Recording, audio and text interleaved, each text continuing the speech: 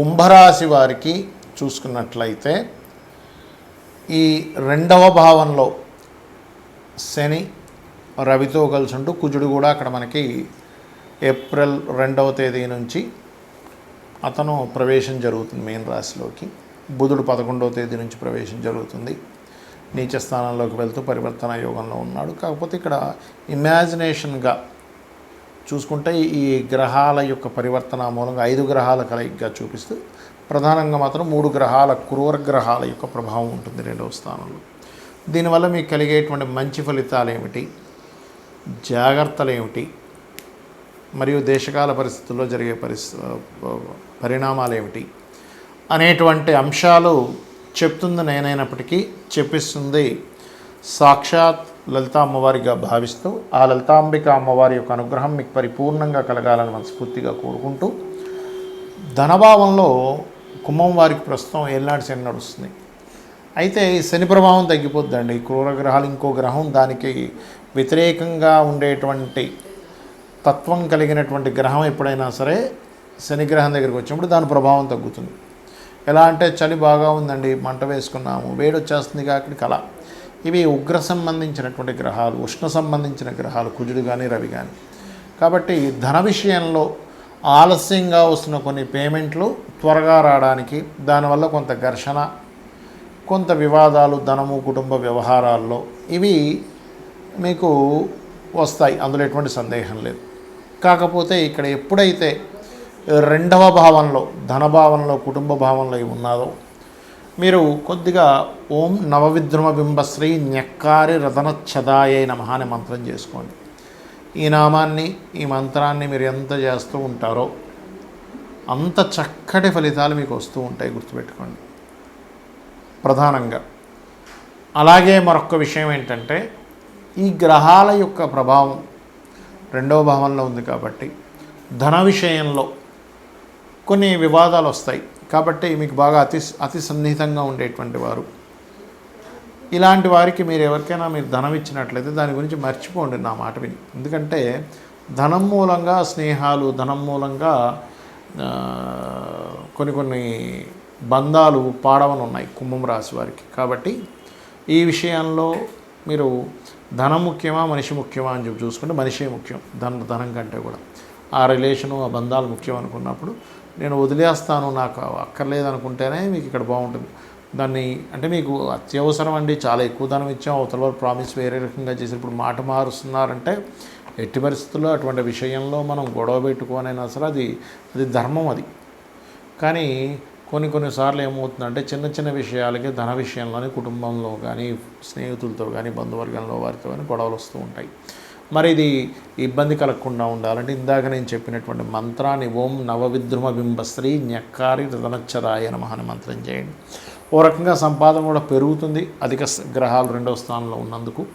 ఇక మీరు నిత్యము గోవులకి క్యారెట్స్, బెల్లము, గోధుమ రవ్వ ఇవి తినిపించండి, అన్ని విధాలా మీకు బాగుంటుంది. దీని మూలంగా రైతులకు కానివ్వండి, అసలు జాతకమే లేదు జాతకం లేని వారికి కానివ్వండి, దేశకాల పరిస్థితులు అంటే మైథుని జ్యోతిషం ముండేన్ ఆస్ట్రాలజీ అంటాం. ముండేన్ ఆస్ట్రాలజీ పరంగా మనకి ప్రపంచవ్యాప్తంగా ఎటువంటి ఫలితాలు జరగనున్నాయి అనేటువంటి అంశం కనుక మనం చూసుకున్నట్లయితే ఇక్కడ ఎప్పుడు కూడా ఈ సంవత్సరానికి రాజు గురువు అయితే మనకి మంత్రి కుజుడయ్యాడు.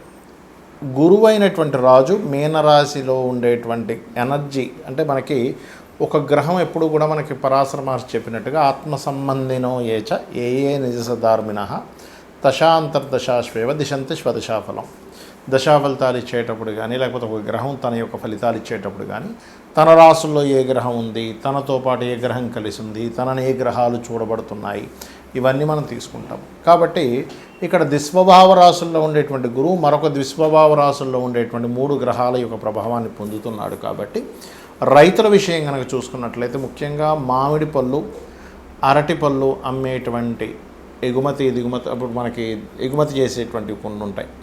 ఇటువంటివి ఈ పంటలు పండించేటువంటి రైతులు కాస్త ముందుగానే వర్షాలు పడబోతున్నాయి, అనవసరంగా పండు ఏదైనా మనకి దెబ్బతింటుంది. ఇప్పుడు ఏంటంటే వడగళ్ళ వానలు, విపరీతమైన వర్షాలు, లేకపోతే విపరీతమైన గాలులు, ఎండాకాలంలో విపరీతమైన వర్షాలు పడతాయి చూడండి, గుర్తుపెట్టుకోండి. ఎప్పటి నుంచి ఇది అంటే మే 1-2 తేదీల నుంచి కుజుడు మారుతున్నాడు కాబట్టి దానికంటే ముందు నుంచే ఒక వారం ముందు నుంచి దాని ప్రభావం ఉంటుంది. మార్చి 26 నుంచే ఉంటుంది. కాకపోతే అక్కడి నుంచి ఇంకా పెరుగుతుందన్నమాట, పెరగడం అనేటువంటిది జరుగుతుంది. మరి ఈ పసుపు అంటే పచ్చగా ఉండేటువంటివి ఏవైతే ఉంటాయో అందులో అరటిపళ్ళు ఉంటాయి, మామిడి పళ్ళు ఉంటాయి, ఇంకేవైతే పండ్లు ఉంటాయో వాటి మీద దాని ప్రభావం ఉంటుంది చెప్పాలంటే. మరి ఈ యుద్ధ సంబంధించినటువంటి విషయంలో అంటే ఖచ్చితంగా మీరు చూడొచ్చు, ఒక వారం ముందు నుంచి అంటే మే 2 నుంచి కుజుడు మారుతున్నాడంటే దాదాపుగా మార్చి 26వ తేదీ నుంచే ఈ యుద్ధ సంబంధించినటువంటి విషయంలో తీవ్రత బాగా పెరుగుతుంది. ఇవన్నీ అసలు మనం ఎందుకు చెప్పుకుంటున్నాం, ఎక్కడో జరిగే యుద్ధం గురించి మనకెందుకు అంటే, ఎక్కడో యుద్ధం జరుగుతూ ఉందంటే ప్రతి దేశంలో ప్రతి ఒక్కరికి ఏదో రూపంలో వాళ్ళకి దాని యొక్క ప్రభావం పడుతూ ఉంటుంది. అంటే ఏమిటి, ఇప్పుడు మనకి వంట చమురు ఏవైతే గ్యాస్ ఉందో దాని మీద ప్రభావం, పెట్రోల్ డీజిల్స్ మీద ప్రభావం, లేకపోతే ఆయా దేశాల్లో కొంతమంది మన భారతీయులు ఉంటారు. ఆ భారతీయులు అక్కడ ఉంటే ఒకవేళ కొంచెం సరిహద్దు ప్రాంతాల్లో ఉంటే కొంచెం లోపలిగా వెళ్ళి ఉండడం. ఇక్కడ ఏంటంటే యుద్ధం ఎప్పుడూ కూడా పెరగకూడదు, మనందరం అదే కోరుకోవాలి. కానీ గ్రహస్థితులు ఏం చెప్తున్నాయి మనకి, పోయిన సంవత్సరం లాగే ఈ సంవత్సరం కూడా గురువు 3 రాసులు మారుతున్నాడు. పోయిన సంవత్సరం చూడండి, మనకి పరాభవనామ సంవత్సరానికి ముందు మనకి ఏదైతే సంవత్సరం ఉందో విశ్వవసునామ సంవత్సరంలో కూడా మనకి గురువు వృషభ రాశిలో ఉండేటువంటి గురువు మిథునం నుంచి కర్కాటకంలోకి వెళ్ళాడు. అందుకే చూడండి, ఈ పరాభవం రాకముందే యుద్ధాలు ప్రారంభమయ్యాయి. దానికి సంబంధించినటువంటి చాలా చాలా చాలా ఇబ్బందులు చూసాం మనం.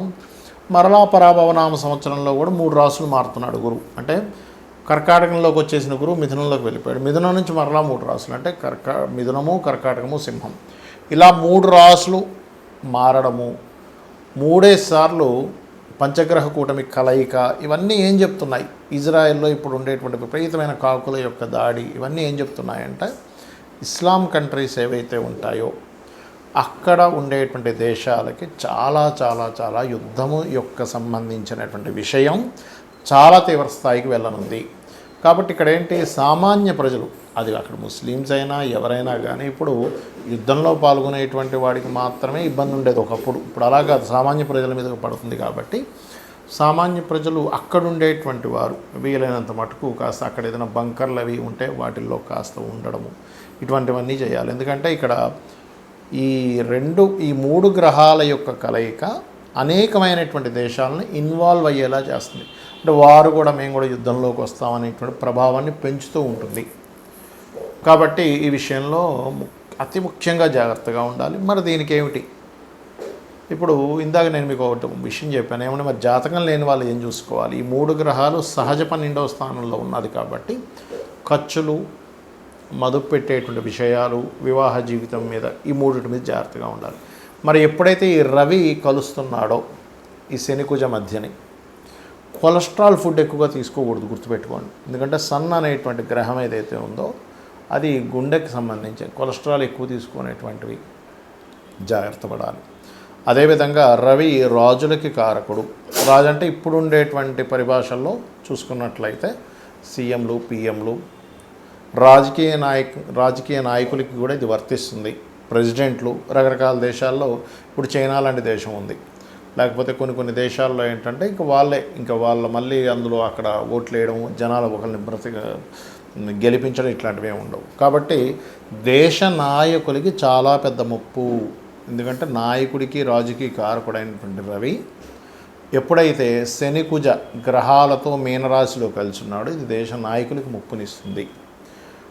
ఇంకోటి ఏంటి, ఈ గురువు అతిచారంలో సింహరాశి వైపు వెళ్ళిపోతాడు. కాబట్టి ఇక్కడ ఏంటి, 3 రాసులు జలము, అగ్ని, వాయువు, ఈ 3టిని కలుషితం చేసేటువంటిది. ఇప్పుడు ఒక యుద్ధం వచ్చిందనుకోండి, వాయువు కలుషితం అవుతుంది. నావీ సంబంధంలో యుద్ధాలు వచ్చాయి, జలం కలుషితాలు అవుతాయి, జల సంబంధించినటువంటి ప్రళయాలు వస్తాయి, టోర్నడోలు, అదేవిధంగా అగ్ని సంబంధించినవి. అందుకని ఏంటంటే మీ యొక్క ఇష్టదైవం ఎవరైనా సరే, మీ ఇష్టదైవం ఎవరైతే ఉంటారో వారిని మనస్ఫూర్తిగా ఆ యొక్క పరమాత్మ మిమ్మల్ని ఎటువంటి ఇబ్బంది కలగనివ్వకుండా ఆయన పూర్తిగా కాపాడుతాడనేటువంటి విశ్వాసంతో మీరు మీ నిత్య దేవత ఆరాధన చేయండి. ఇందాక నేను చెప్పినటువంటి పరిహారాలు చేయండి. ఇక్కడ ప్రపంచం ఏ దేశాలు వాళ్ళ యొక్క ఈగోలతో వాళ్ళు అనుకునేటువంటి దీంతో గొడవలు పడుతున్నప్పటికీ సామాన్య ప్రజలకి ఏమీ కలగకూడదు అనేటువంటి సదుద్దేశంతో ఈ యొక్క విషయం చెప్తున్నాను నేను మీకు. శ్రీమాత్రే నమః.